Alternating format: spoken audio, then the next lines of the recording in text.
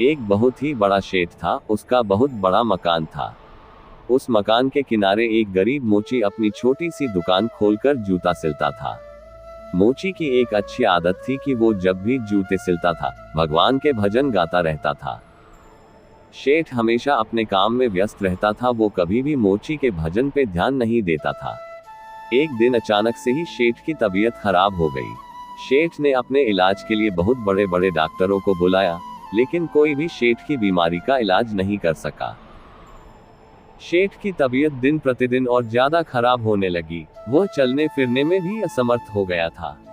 एक दिन जब वो अपने बिस्तर पे लेटा था तो उसे अचानक से मोची के भजन गाने की आवाज सुनाई दी। मोची के भजन शेठ को बहुत अच्छे लग रहे थे।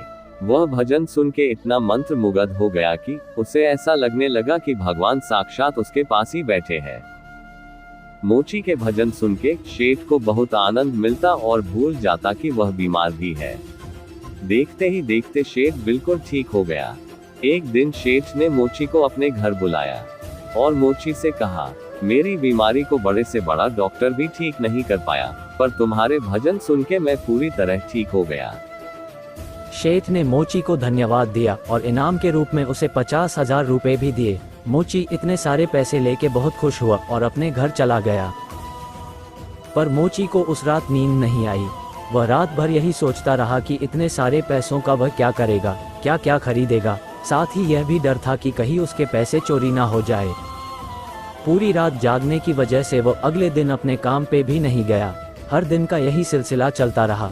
मोची की दुकानदारी पूरी तरह से चौपट हो गई और वो भगवान के भजन भी नहीं करता था।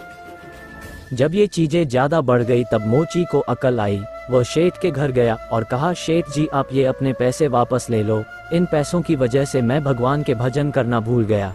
इन पैसों ने भगवान से मुझे दूर कर दिया, साथ ही मेरी दुकानदारी भी खत्म हो गई। और मोची वो पैसे लौटा के अपने काम में लग गया।